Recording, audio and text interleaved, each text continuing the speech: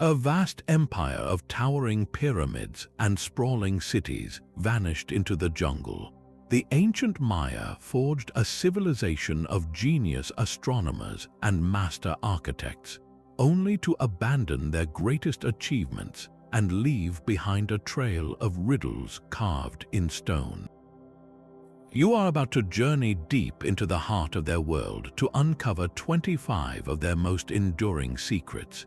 You will discover how they tracked planets with impossible accuracy, why their most powerful queen held the title of supreme warrior, and what strange force could make a temple sing like a sacred bird. This exploration will reveal a world where science and spirit were one, and where every answer leads to a deeper mystery. What does a lost civilization have to teach us about our own world today? The silence that fell over their great cities is perhaps the most profound mystery they left behind. For centuries, the Maya of the classic period flourished, constructing monumental pyramids and palaces that echoed with life. Then, around the 9th century, something happened. The carving of grand stone monuments ceased, the great plazas emptied. One by one, the magnificent cities in the southern lowlands were abandoned to the jungle, not through a sudden single cataclysm, but in a slow, rolling wave of silence. What force could cause a sophisticated society to simply walk away from its own heart? Theories abound, each one a compelling piece of a puzzle that refuses to be solved. One of the most prominent suspects is a devastating, generations-long drought. Imagine the lifeblood of a civilization, the seasonal rains failing for decades. Lake sediment cores tell a story of sharp declines in rainfall, a climatic shift that would have crippled agriculture, emptied reservoirs, and sparked famine. Yet, was drought alone enough? While the southern cities collapsed, northern centers like Chichen Itza continued to thrive, suggesting the environmental catastrophe was not universal. This leads to other possibilities. Perhaps internal strife tore the civilization apart from within. Evidence of intensified warfare appears toward the end, with hastily built fortifications and mass burials hinting at social unraveling. Could a series of disastrous wars between rival city-states have fractured the political order beyond repair? Or was it a crisis of leadership, a failure of the divine kings who claimed to commune with the gods? If the kings could no longer bring rain or ensure prosperity, their power would have evaporated, leaving a spiritual and political vacuum. Then there is the specter of disease, a silent, invisible invader that could have swept through densely populated centers, decimating the workforce and shattering the social fabric. Or perhaps it was a perfect storm, a cascade of failures. A prolonged drought weakens the food supply, leading to unrest and warfare, which in turn makes society more vulnerable to disease and collapse. Each theory interlocks with the others, yet no single one provides a definitive answer that satisfies every clue left in the archaeological record. The search for truth continues in unexpected places, like at the bottom of ancient lakes. Scientists are now analyzing long sediment cores, reading them like history books written in layers of mud and pollen. These cores hold chemical secrets about past rainfall, soil erosion, and even fire frequency, building a year-by-year picture of the environmental pressures the Maya faced. This ongoing detective work reminds us that the collapse was not an ending, but a transformation, a complex event that forces us to ask how any great civilization balances itself on the edge of a changing world. While the great cities fell silent, they left behind artifacts that speak a language we are still struggling to understand. Among the most perplexing are the objects known as eccentric flints. These are not the simple, functional blades or arrowheads you might expect. They are masterpieces of stone, meticulously chipped into wildly intricate shapes. Some are sinuous serpents, their scales defined in sharp obsidian. Others are the faces of gods with elaborate headdresses and grimacing features.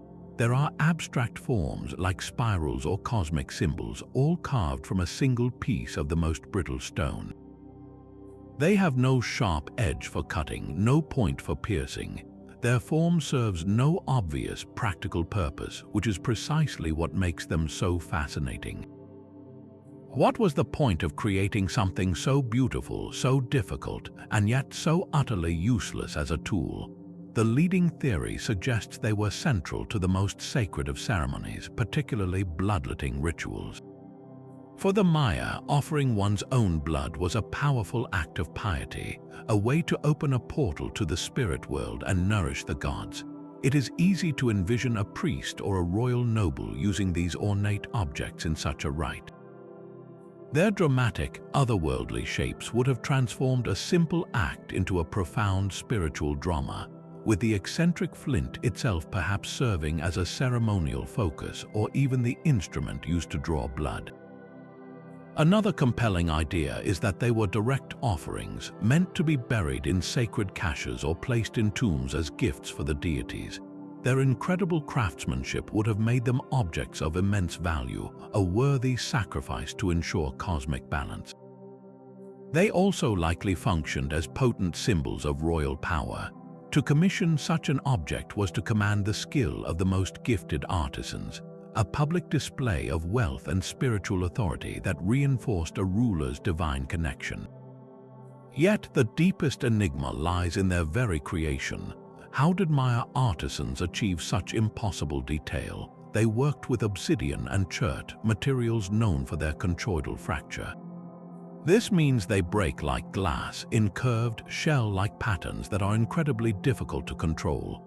To shape these stones into delicate, complex figures without the aid of metal tools or modern precision instruments seems almost supernatural. Each tiny flake removed had to be calculated with perfect precision. A single misplaced tap could shatter weeks of work into worthless fragments. The process remains a testament to a level of patience and skill that we can scarcely comprehend today. So we are left with these stunning relics, their forms clear but their true function shrouded in the smoke of forgotten temples. Were they sacred surgical tools, divine gifts, or royal badges? Perhaps they were all these things at once, their meaning as multifaceted and complex as their intricate, shadowy shapes. Deeper within the sacred grounds of Chichen Itza lies a portal to the underworld, the sacred cenote. This vast natural well is not just a body of water, it is a silent witness to profound acts of faith.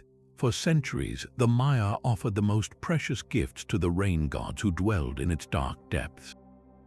They cast in objects of unimaginable value, exquisite figures of gold, shimmering jade, and intricately painted ceramics, but the most solemn offerings were human. Victims, both willing and unwilling, were thrown into the water as the ultimate sacrifice to appease the deities and ensure the rains would come. The recovery of this treasure began in the early 20th century, with dredging operations that hauled up a fortune from the murky bottom. They found golden masks, jade beads by the thousands, and the heartbreaking remains of countless individuals. Yet this early effort was as much a destruction as a discovery. The dredges were crude, chewing through the deep layers of silt and potentially breaking apart priceless artifacts or scattering them beyond identification. They recovered a king's ransom, but they also created an enduring enigma. We have an incomplete ledger of what was truly given to the gods. The known treasure is staggering, but it is likely only a fraction of what still lies hidden in the impenetrable mud at the bottom of the well. Countless precious objects, along with the stories of the people sacrificed, remain locked in the cenote's embrace.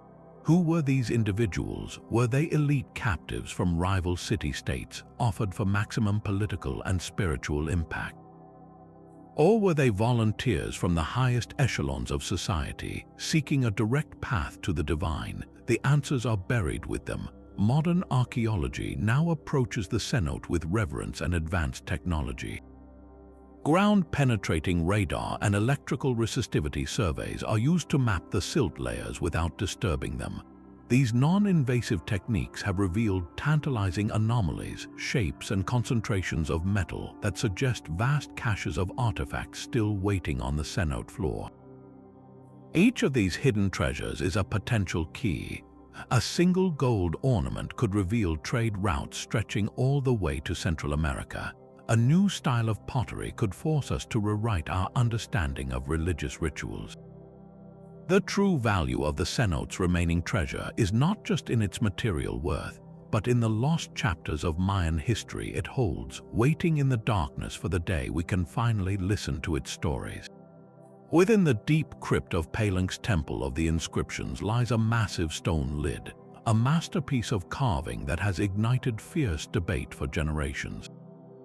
This is the sarcophagus cover of King Baffled the Great, who ruled for 7 decades and oversaw a golden age for his city. To some, the image is shockingly modern. They see a man seated in a contoured chair, his hands manipulating controls, his foot on a pedal with flames and what looks like a complex machine surrounding him.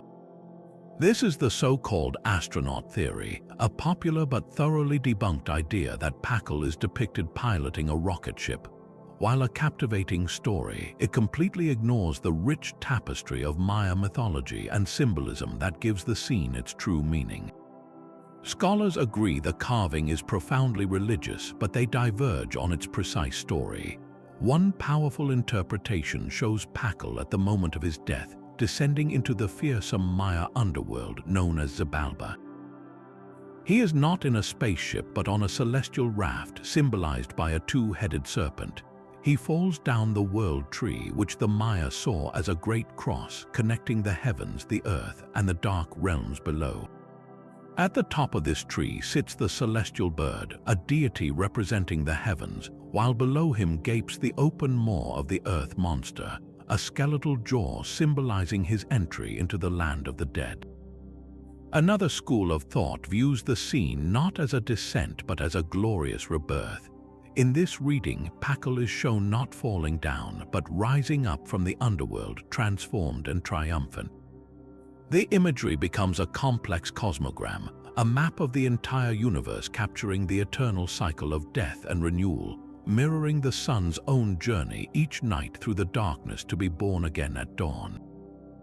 The cross-shaped tree is the axis of this cosmos, and Baffled is the central figure in this divine transformation.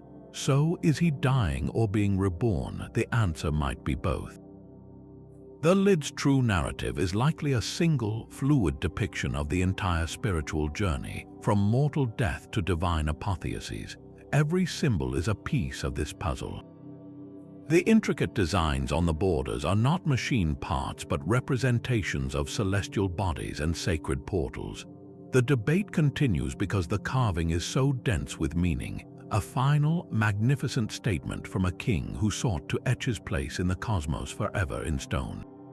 While kings were entombed in stone, the Maya recorded their most sophisticated knowledge on pages that could burn.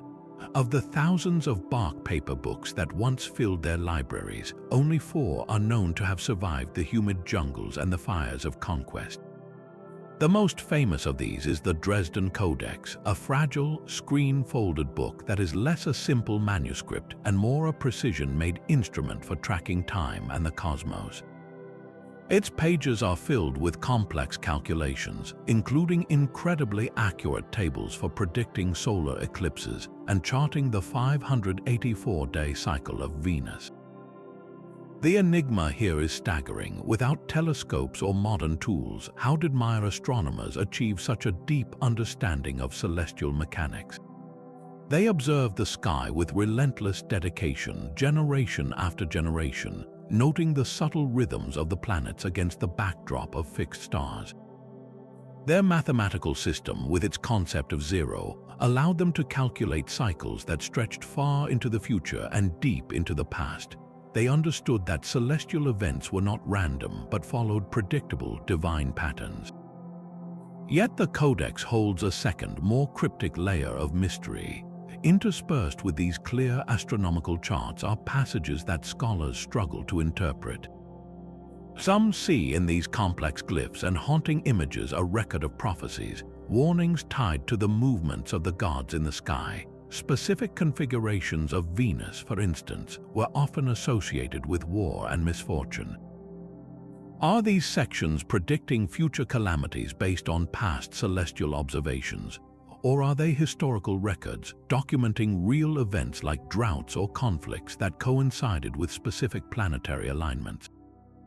The line between an astronomical almanac and a book of omens is blurry in a world where the sky was the realm of living deities.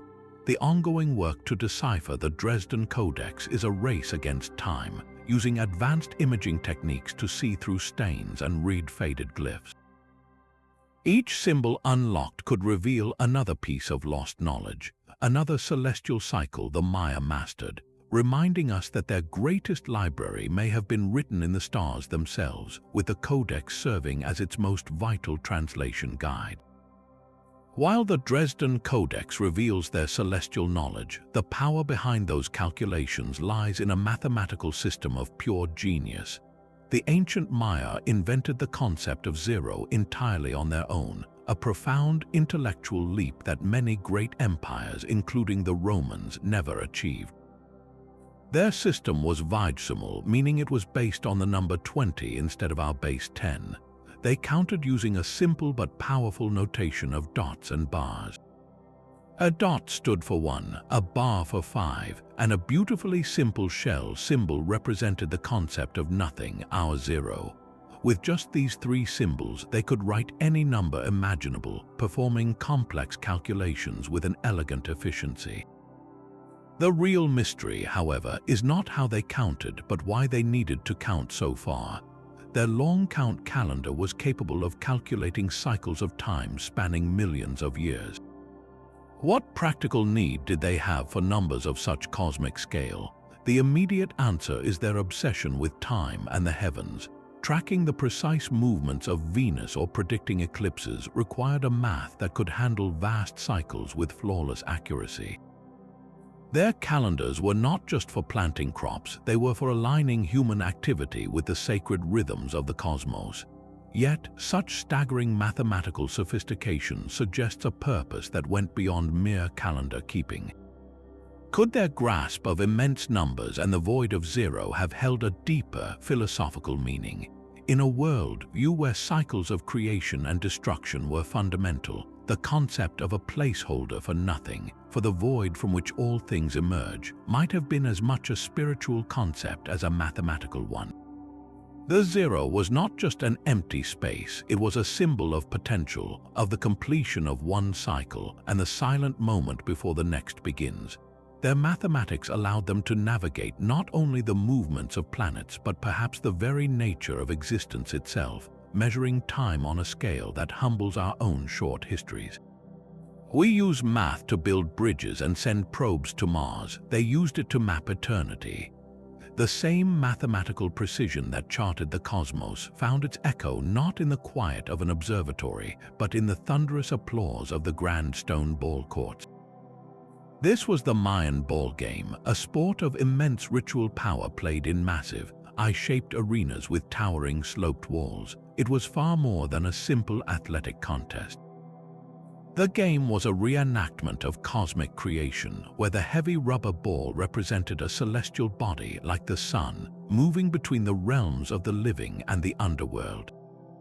Its deep religious roots are tied to the Popol Vuh, the sacred text of the Kayich Maya, which tells of the hero twins who ventured into the underworld, defeated its lords through a series of ball games, and ultimately brought about the dawn of the current era of humanity. The court itself was a portal, a liminal space where the fate of the world was symbolically played out with every bounce of the sacred ball. Yet the most chilling and unresolved mystery hangs over the final whistle. What was the ultimate price of the game? Popular legend insists the losers were sacrificed, their hearts offered to the gods to ensure the sun would rise again. The logic seems sound, a fitting end for those who failed in a divine contest. However, the archaeological and artistic evidence paints a far more complex and ambiguous picture. Carved stone panels at sites like Chichen Itza show players standing beside decapitated opponents, but a closer look reveals a terrifying detail. The severed head is often shown spurting snakes, a symbol of fertility and renewal, and it is the captain of the winning team who is depicted holding the head. This suggests that in some instances, the greatest honor was not winning the game, but being chosen for sacrifice after a victorious performance. The victim, whether a captured warrior of high status or a local hero, would achieve a form of divine immortality, becoming one with the gods he helped to appease. This transforms the entire concept of the game from a simple contest of life and death into a profound spiritual transaction. The evidence is not consistent across all cities or all time periods, leaving us with a haunting question. Was the outcome predetermined by religious necessity, where the quality of the offering mattered more than the final score? Or did the stakes shift with the political winds, where a captured king from a rival city was always the intended prize, regardless of which side won? The stone players remained frozen in their final moments, guarding the secret of whether victory meant a crown or a knife. Towering over the jungle canopy, the temples of Tikal were the very heart of the Maya world. At its zenith, this city was a sprawling metropolis, home to as many as 100,000 people.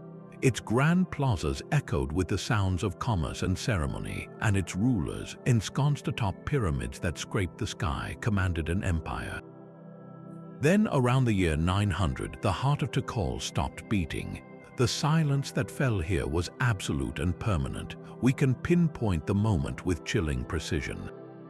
The last dated monument, a stone stela carved with the likeness of a king, was erected in the year 869. After that, the historical record carved in stone simply ends. The great city was abandoned, not to invaders but to the encroaching jungle. One of the most haunting clues left behind is something archaeologists call a problematic deposit. In the sacred heart of the city, a collection of exquisite valuables, including delicate carvings and symbols of royal power, was found deliberately smashed and scattered. This was not careless destruction. It suggests a final, frantic act, a ritual termination perhaps, meant to deconsecrate a place of power as the last people prepared to leave their home forever. What forces could bring a titan like Tikal to its knees? The city may have ultimately fallen victim to its own success. A population in the tens of thousands places an incredible strain on the environment. The forests for miles around would have been cleared for agriculture and to make plaster for their endless construction projects. This deforestation could have led to catastrophic soil erosion, silting up the vital reservoirs that were the city's lifeline during the dry season. A prolonged drought, like the one suspected for the wider collapse, would have been the final, devastating blow to a system already pushed to its breaking point. The people did not vanish, they simply left, dispersing into smaller, more sustainable communities in the surrounding forests. Yet the most profound part of the mystery is why Tikal itself was never reoccupied on a grand scale. Later generations knew of the city. They left offerings in its ruins, but they never rebuilt its palaces or restored its power. It was as if the place itself was considered finished, its spiritual energy spent, a permanent monument to a golden age that had passed into legend. Amidst the crumbling stone and faded art, one color has defied time itself. A brilliant turquoise-like blue still shines from murals, pottery, and the bodies of sacrificial victims with a vibrancy that seems impossible for its age. This is Maya blue, a pigment so resilient it laughs at centuries of tropical downpours, resists the relentless jungle humidity, and remains unfazed by the strongest acids modern science can pour on it. How did the ancient Maya create a color more permanent than any other in the ancient world? The recipe, lost after the Spanish conquest, has been partially uncovered through painstaking chemical analysis. We now know the two main ingredients were the organic dye from the indigo plant and an incredibly porous white clay known as palygosskite. But simply mixing these substances does not produce the legendary, indestructible hue. The secret seems to lie not just in the ingredients but in the ritual. A compelling theory suggests the mixture was not just prepared but consecrated. It may have been carefully heated, perhaps in a ceremonial fire, while copal incense smoke, a sacred offering, wafted over it. This act was likely a physical and spiritual petition to the rain god Chak. The gentle heat would open the microscopic tunnels within the palygorskite clay, allowing the indigo molecules to travel deep inside and become trapped as the clay cooled and re-solidified. The result was a perfect, unbreakable marriage of organic and mineral, a color literally locked into stone. This explains why the pigment is so resistant. It is not a surface coating, it is a fusion. Modern chemists can replicate the color, but they have struggled for decades to match its legendary durability. The missing ingredient may not be a chemical but a context. Was the precise temperature critical? Did the prayers and the sacred smoke offered to a specific deity at a specific time somehow contribute to the physical bonding process? For the Maya, there was no separation between the scientific and the sacred.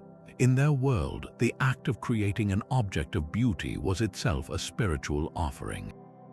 Maya blue was not merely a paint, it was a prayer made visible, a piece of the sky captured and made permanent to honor the gods who controlled the rains. Its lasting power is a testament to that profound unity, a mystery of faith and chemistry that we can see but have not yet fully recreated. High above the Yucatan plain, the pyramid of Kukulkan performs a miracle of stone and shadow twice a year. On the spring and autumn equinoxes, as the sun sets, a series of triangular shadows cascade down the northern staircase, connecting a stone serpent's head at the base to its body of light. The effect is breathtaking, a colossal diamond-backed serpent slithering down from the heavens to earth. This was no happy accident of architecture. It is the result of a profound and deliberate fusion of astronomy, geometry, and divine purpose. The pyramid itself is a meticulously engineered calendar. Its 4 sides each have 91 steps, which, added to the single shared platform at the top, equals 365, one for each day of the solar year. The precision required to align the entire structure so perfectly with the sun's path is staggering. How did they achieve this without magnetic compasses, without the wheel for moving massive stones, without any of the tools we consider essential for such a feat? Their tools were patience and observation. They tracked the sun's journey for generations, marking its rising and setting points on the horizon until they understood its cycles with an intimacy we can barely comprehend. They built a universe in miniature, aligning their greatest structures with the cosmos to make the sacred order visible on Earth. But what was the ultimate purpose of this celestial theater? On one level, it was the ultimate demonstration of royal power. The king, as the representative of the feathered serpent god Kukulkan, was the one who orchestrated this divine descent. By commanding the very sun to animate his temple, he solidified his role as the essential link between the people and the gods. It was a public spectacle that reinforced the entire social and spiritual order. Yet the phenomenon likely ran deeper than political theater. The serpent's descent was not just a symbol, it was an event. It marked a pivotal moment in the agricultural cycle, a time of balance before the rains or the harvest. For the people watching, it was a tangible sign that the cosmic cycle was proceeding as it should, that the gods were present and the king was fulfilling his sacred duty. The pyramid was more than a building, it was a conduit, a machine designed to manifest the divine in a river of shadow and light, proving that for the Maya, the sky was not a distant void, but a living, breathing part of their world. The same civilization that perfected the color of the sky also developed a way to capture the human voice in stone.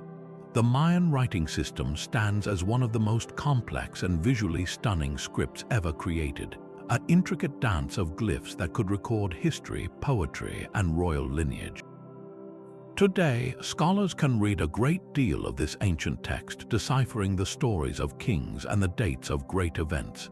Yet, for all we can now understand, the origins of this system remain shrouded in deep mystery. The core debate centers on a fundamental question: was this a purely independent invention, a unique intellectual flower that bloomed in the isolation of the Mesoamerican jungle, or was it influenced by even older cultures? Some scholars point to the Olmec, often called the mother culture of the region. They see potential precursors in the symbols and motifs found on Olmec artifacts, like the enigmatic Celts and monumental stone heads, wondering if these contained a proto-writing that later cultures built upon. Others look to the Zapotec of the Oaxaca Valley, who had a developed writing system of their own, with glyphs that show intriguing similarities in form and concept. The challenge is that the fully formed Maya script seems to appear in the archaeological record with a surprising level of sophistication. It is a logosyllabic system, a term that simply means it uses symbols to represent both whole words and distinct syllables. This combination gave scribes a flexible and powerful tool for expression, but such a system does not spring forth perfectly formed, it must evolve. This is where the search for the missing link becomes so critical. Where are the early, clumsy attempts, the simple pictographs that slowly gained phonetic value, the trial and error that must have filled centuries? The humid jungle environment is merciless to organic materials, and the earliest texts were likely written on perishable bark paper or wood, which have long since returned to the earth. The surviving examples we have on stone monuments are already the refined final product, the equivalent of finding a printed novel without any of the earlier drafts or handwritten notes. Every new discovery in the lowlands, every fragment of an early stela or a piece of pottery with faint, unfamiliar markings, is scrutinized with immense hope.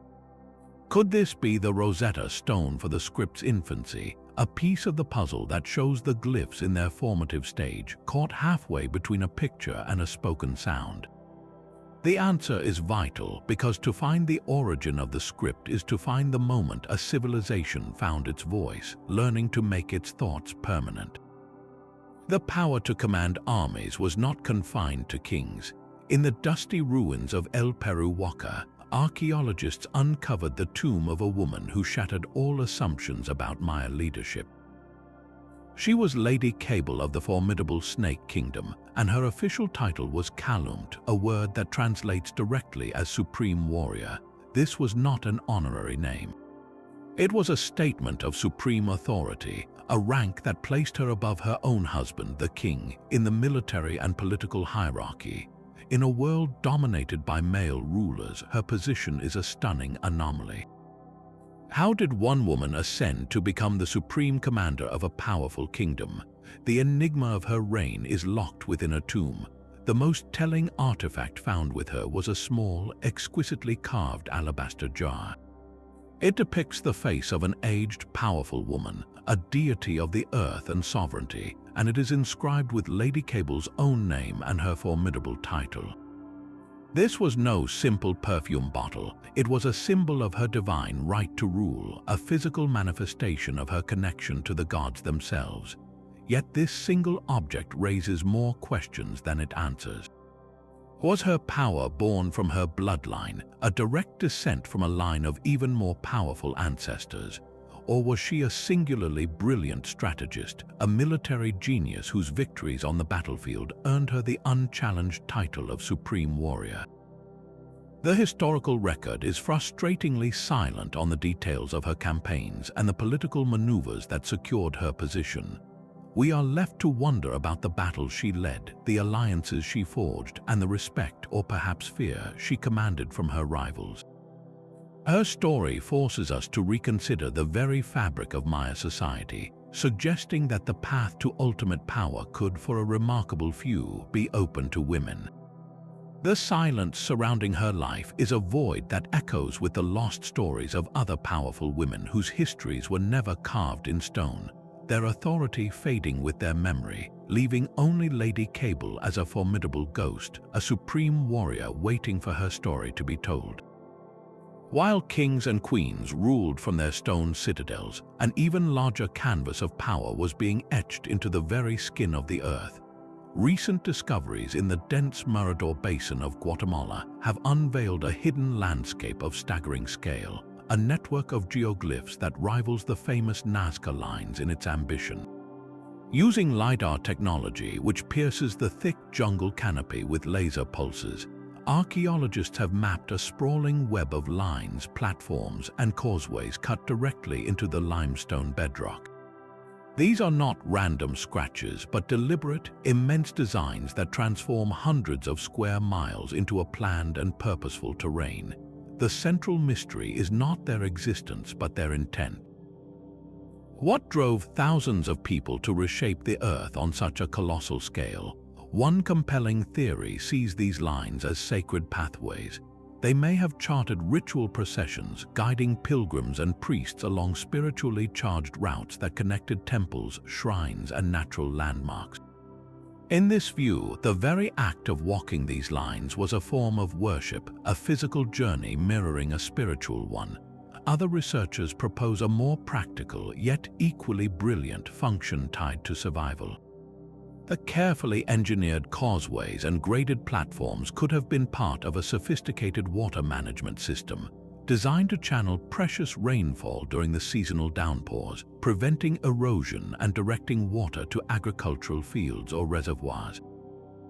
Then there is the celestial possibility. Some of the longest and straightest lines may align with the rising and setting of the sun, moon, or stars on significant dates, turning the entire basin into a vast astronomical observatory underfoot.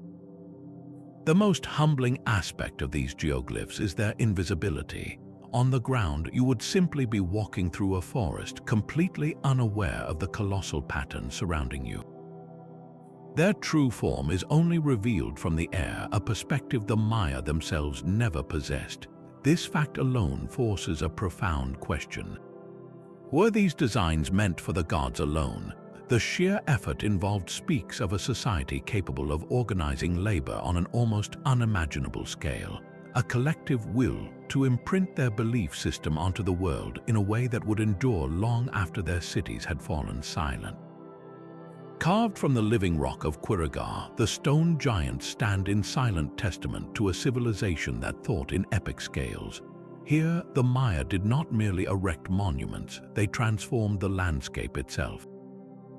The site is famed for its towering stelae, the tallest in the entire Maya world, which pierce the sky like stone needles. But the true enigmas are the colossal boulders known as zoomorphs. These are not simple statues, they are massive, rounded stones, some weighing over 20 tons, intricately carved into a swirling menagerie of mythical beasts, part jaguar, part reptile, part something entirely otherworldly. Their sheer physical presence is overwhelming, but the deeper mystery lies in their purpose. What were these immense, living rocks meant to do? Simply glorifying a king seems too small a function for such monumental effort. One compelling theory posits they were thrones of power, but not merely for a human ruler to sit upon. They may have been seats for the spirit of the king during vital rituals, a physical anchor connecting him to the earth and the cosmic forces he commanded. When a ruler is shown emerging from the gaping maw of an underworld monster on the side of a zoomorph, it is not a scene of terror but of rebirth. He is depicted being vomited forth from the sacred mountain, the source of all life and sustenance, asserting his divine right to rule as one who has journeyed to the other side and returned. Another interpretation sees them as powerful cosmograms, three-dimensional maps of the Maya universe. The creatures depicted are often the great cosmic monsters that held up the sky or represented the watery underworld. To carve such a being was to capture a piece of the cosmos in stone, to ground the divine order of the world in a specific, sacred location. The zoomorph becomes a battery for spiritual energy, a focal point where the boundaries between the human realm and the spirit world grew thin. The complex iconography covering every inch of their surface is not mere decoration. It is a sacred text written in stone, telling the story of creation, the journey of the sun, and the perpetual cycle of death and renewal. Modern epigraphers and art historians continue to painstakingly decode this stone language, glyph by glyph, symbol by symbol. Each new reading can shift the entire narrative of a monument. A single, previously misunderstood emblem might reveal that a particular zoomorph was dedicated not just to a king, but to the entire concept of a calendar cycle, marking a pivotal moment in deep time. The work is slow, a conversation across centuries with artists and scribes who embedded layers of meaning into the rock. These stones were never meant to be passive. They were active participants in the spiritual life of the city, humming with a significance we are only beginning to hear, their true function locked within the silent dance of jaguar claws and celestial serpents. Deep in the dense jungle of Quintana Roo lies a city that defies our timeline of Maya power. Iqabal remained hidden for centuries, a ghost in the foliage, only revealing its true scale to modern archaeologists in the last 2 decades. What they found was staggering, not just for its size, but for its age. Its enormous pyramids are some of the largest ever built by the Maya, yet their foundations were laid not during the famous Classic period, but centuries earlier in the Preclassic era. This fact alone turns conventional wisdom on its head. Why was such a colossal center, a titan of its time, virtually erased from history? The mystery of Iqabal is not just its existence, but its premature prominence. While other great cities were only beginning to rise, Iqabal was already a dominant force, its pyramids casting long shadows over a landscape of smaller, developing towns. This suggests the seeds of Maya urbanism were planted much earlier and in a far more sophisticated form than we ever suspected. One compelling theory posits that Iqabal was a foundational city, a kind of prototype metropolis where the very ideas of centralized power, monumental architecture, and social hierarchy were first tested and perfected on a grand scale. Its strategic location near vital coastal trade routes would have granted it immense wealth and influence, allowing it to grow into a pre-classic powerhouse. The ongoing excavation of its deepest layers is like reading the first chapter of a story we only knew the middle of. Every shard of pottery, every burial, every foundation stone unearthed there has the potential to rewrite our understanding of how a society of villages transformed itself into a civilization of kings. What triggered this explosive early growth at Iqabal, and why did its legendary status fade from memory, only to be rediscovered millennia later, waiting silently for its story to be told? High above the forest floor, the temple of the great jaguar at Tikal holds a secret that can only be heard. A single handclap at the base of its immense central staircase does not return as a simple echo. Instead, it transforms into a sharp, descending chirp, an uncanny replica of the call of the sacred resplendent Quetzal bird. In a civilization where the natural world was deeply entwined with the divine, this was far more than a curious acoustic trick. The Quetzal, with its iridescent green feathers, was a living emblem of the gods, a creature so revered that harming one was considered a capital offense. Its voice was considered a direct message from the spirit world. So, did the Maya architects stumble upon this sonic marvel by chance, or did they sculpt the very stone to sing with a divine voice? The physics behind the phenomenon is a masterpiece of sound reflection. The pyramid staircase is not a smooth slope but a series of steep, towering steps. When a sound wave hits this massive, segmented stone face, it does not bounce back all at once. The wave fractures, reflecting off each step at a slightly different time. These micro-delays cascade back to the listener, stacking upon one another to create that distinctive, chirping frequency. It is the same principle as the stepped seats of a modern concert hall, designed to diffuse sound evenly, but here it was used to create a specific, sacred effect. The idea that this was an accidental discovery seems almost too convenient. The Maya were meticulous astronomers and mathematicians, masters of precision and observation. It is far more likely that they noticed a peculiar echo during construction, and then refined the stairway's proportions, the angle of the treads, or the texture of the stone to amplify and perfect the Quetzal's call. They were engineering not just a building but an experience. Imagine the profound impact during a ceremony. A priest stands at the pyramid's base, raising his hands to the crowd. His clap rings out, and from the temple high above, the voice of a celestial bird answers. For the people gathered below, this was not an illusion, it was a miracle. It was audible proof that their rituals were heard, that the gods were present and speaking directly through the stones of the temple. This fusion of architecture and acoustics turned a political monument into a living, breathing portal to the divine. The temple itself became a vessel for the sacred, its voice ensuring that every ceremony was witnessed not just by the people, but by the very heavens they sought to appease. While the temple sang with the voice of a bird, the city of Palenque hummed with the sound of another vital element, water. Here, Maya engineers performed a miracle of hydraulics, creating a water management system of breathtaking complexity. This was not a simple network of ditches. They carved aqueducts directly into the bedrock, designing channels that used gravity to guide fresh mountain springs through the city's heart. They built underground canals to prevent erosion and direct floodwaters away from plazas and palaces during the violent seasonal rains. But their most stunning achievement was a single, revolutionary feature, a pressurized water conduit. This stone-lined tunnel forced water to flow uphill, creating a fountain or an elevated water source within the royal precinct. This was a feat of hydraulic engineering that would not be seen again in the Americas until the 19th century. How did they grasp the principles of water pressure and containment with such intuitive mastery? Their understanding of gravity flow was absolute. They knew how to calculate the precise angle of descent needed to keep water moving at a constant pace through miles of stone channels, preventing stagnation and ensuring a clean supply.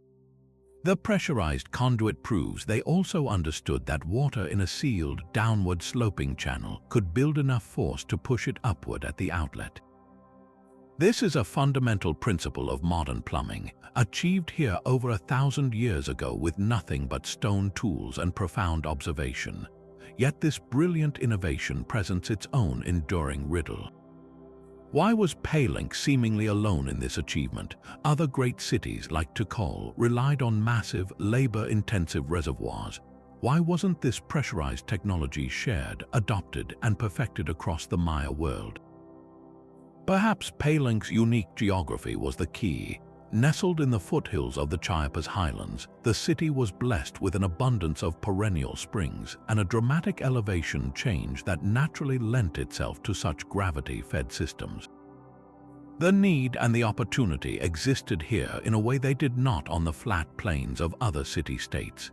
It is also possible that this knowledge was a closely guarded secret, a source of power and prestige for Palenque's rulers, giving them a permanent, reliable water supply that was the envy of their rivals. The system made the city resilient, allowing it to flourish for centuries. The mystery of its isolation reminds us that innovation is not always contagious. A brilliant idea can bloom in one place and vanish for a millennium, leaving us to wonder what other secrets of stone and water were lost to the jungle. Within a small, unassuming building at Bonampak, the jungle's silence is shattered by a riot of color and motion. The 3 rooms inside are covered floor to ceiling with some of the most vivid and detailed murals in the entire ancient world. They are not gentle scenes of daily life, but a raw, cinematic narrative of war, triumph, and solemn ritual. We see a chaotic battle raging, warriors in magnificent feathered regalia clashing in a dense forest, their faces contorted in effort and pain. The story then shifts to the aftermath, where captured enemies, stripped and humiliated, are presented to a victorious lord and his court.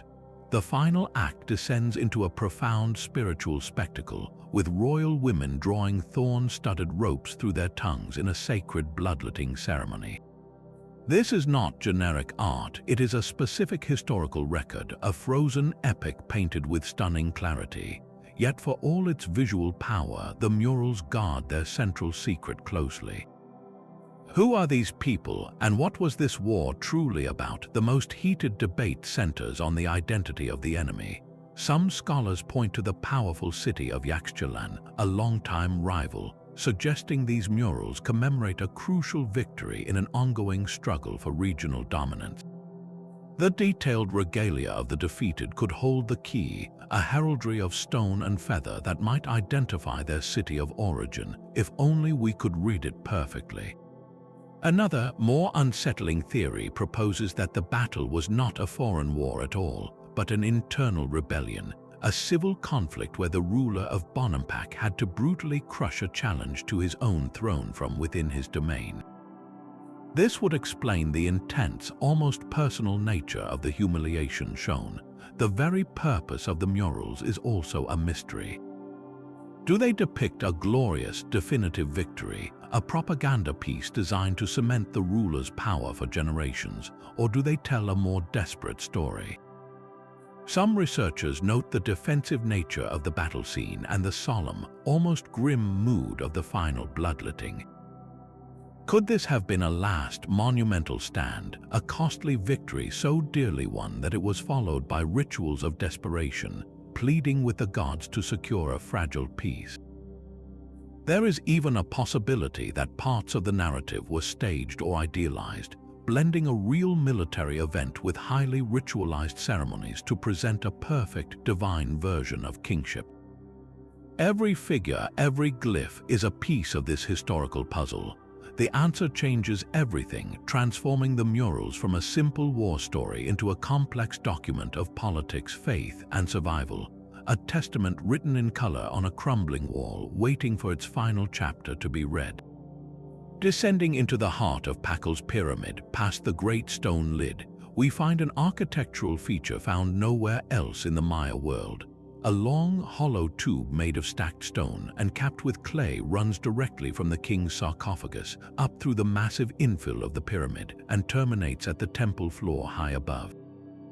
This is the curious structure known as the psychoduct. The name itself points to the most compelling theory that this was a spiritual conduit, a dedicated pathway for the soul of the great king.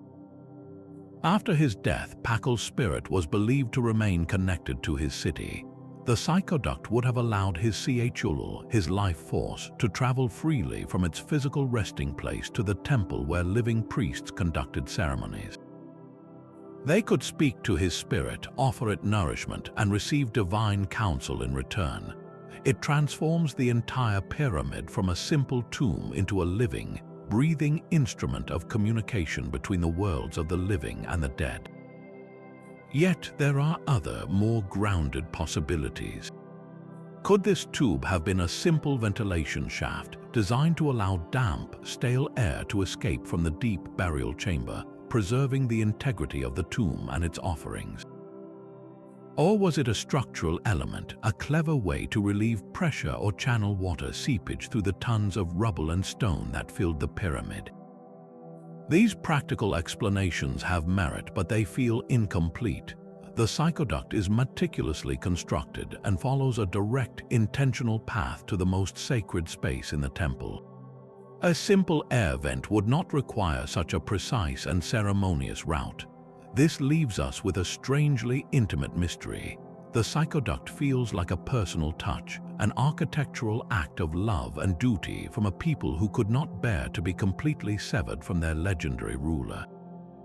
It suggests a belief that the bonds of community transcended death itself, and that a king's work was never truly finished. Was the tube a literal voice pipe for a god-king, or a symbolic umbilical cord connecting a city to its founding soul? The silent stone offers no easy answer, guarding the secret of its unique purpose. The stones of Uxmal whisper of a different kind of genius, one defined by elegant geometry and celestial harmony.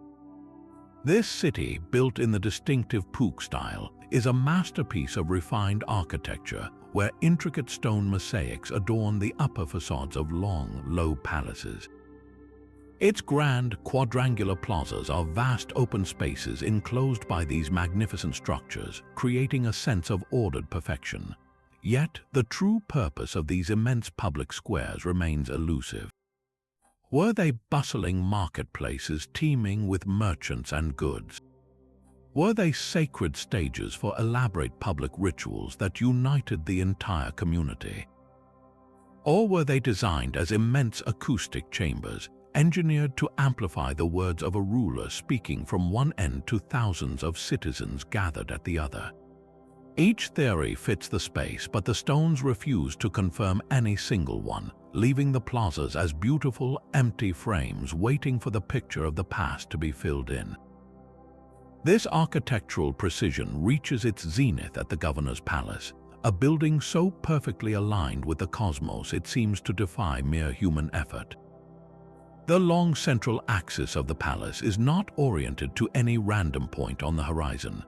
It points with breathtaking accuracy to the southernmost rising point of the planet Venus. This is not a rough alignment, it is a precise astronomical fix calculated to mark the planet's most extreme position in its complex 584-day cycle. To achieve this, Mayan astronomers would have needed to track Venus for generations, patiently noting its slow crawl along the horizon year after year until they could pinpoint this critical celestial turning point. But why go to such extraordinary lengths? Was the palace primarily a grand observatory, a scientific instrument made of stone where priests could watch the movements of their gods? The answer is almost certainly more profound. In the Maya world, Venus was not a distant rock, it was a deity often associated with war and upheaval. Its appearance in the sky could foretell conflict or signal a time for royal action. By aligning his residence so perfectly with this powerful god, the ruler of Uxmal was making a bold, unshakable statement. He was not just a man who watched the stars, he was a man whose very home was in permanent dialogue with them. The cyclical journey of Venus, predictable and eternal, became the foundation of his temporal power. His authority was literally set in stone, grounded by a cosmic connection that validated his right to rule.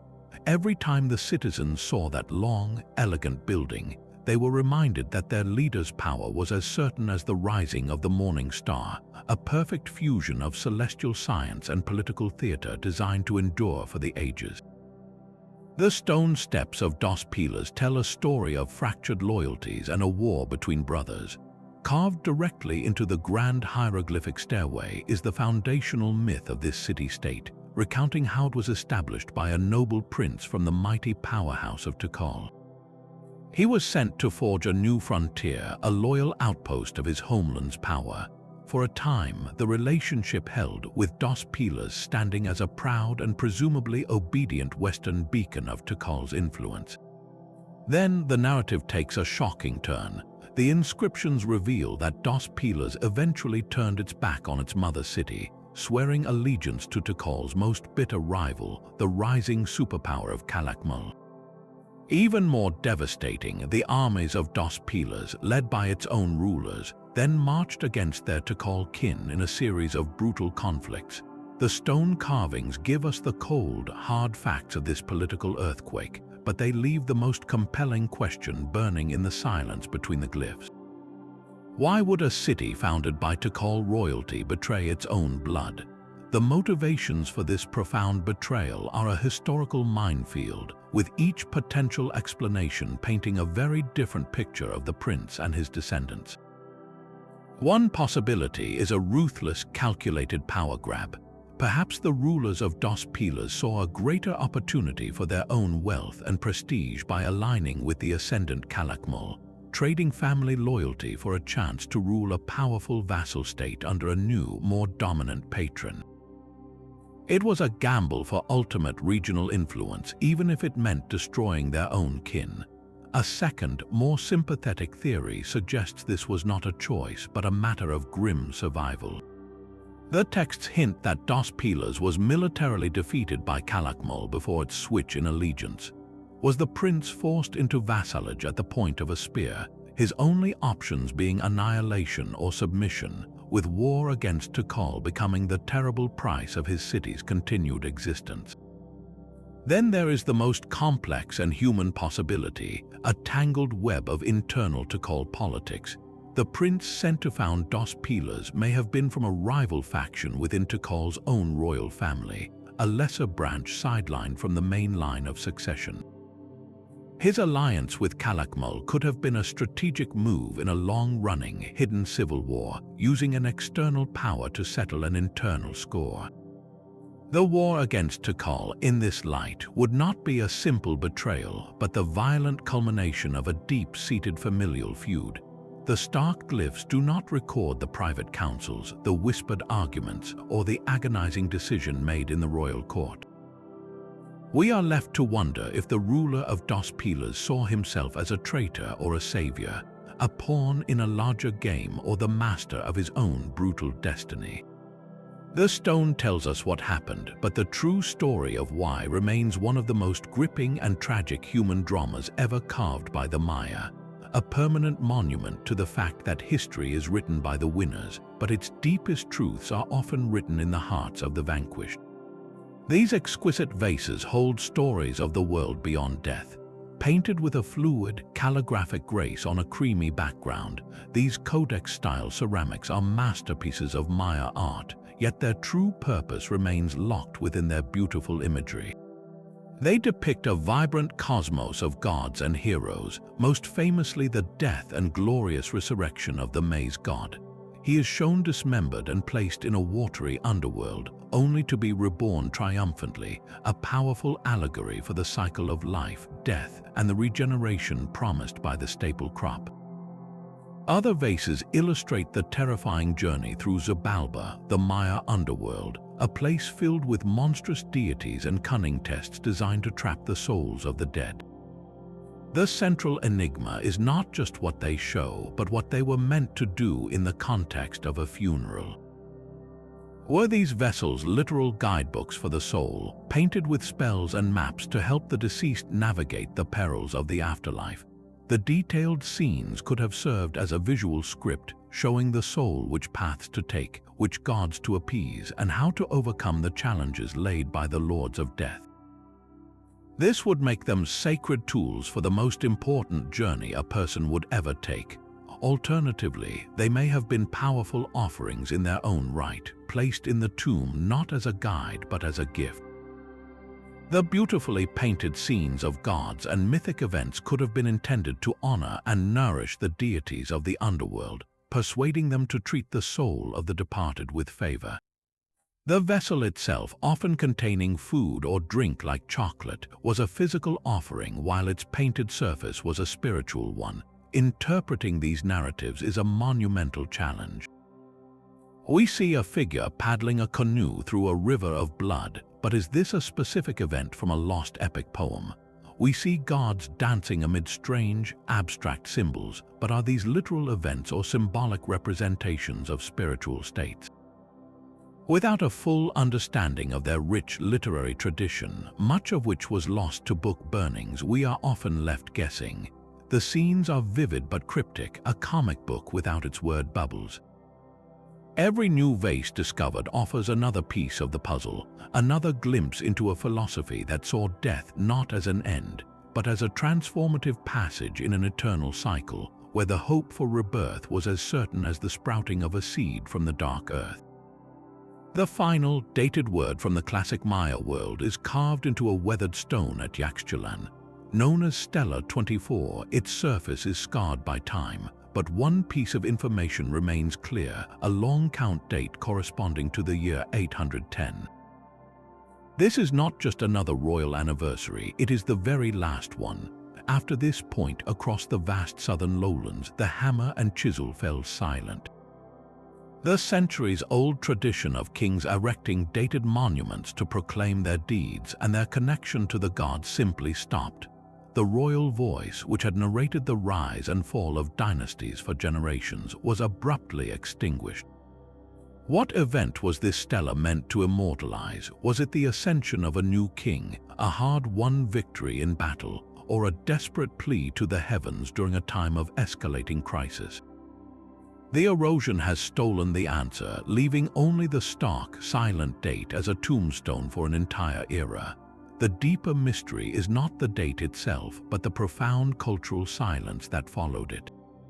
Why did this practice, so fundamental to Maya royal identity, cease almost everywhere within a generation? This was not a gradual fading, it was a cultural shutdown.